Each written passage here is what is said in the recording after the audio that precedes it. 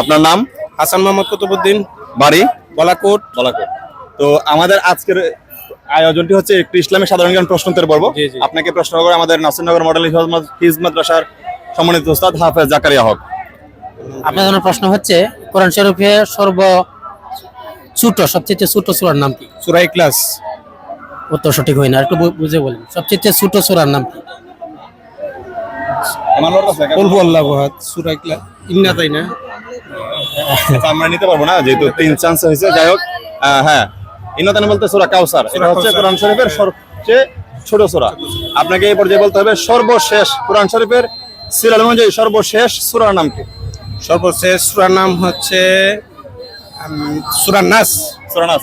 অসংখ্য ধন্যবাদ, উত্তর সঠিক। আমাদের পক্ষ থেকে হাদিয়া হচ্ছে মজু। ভালো লাগছে আপনার থ্যাংক কাছে? ইউ। হ্যাঁ, খুবই ভালো লাগছে।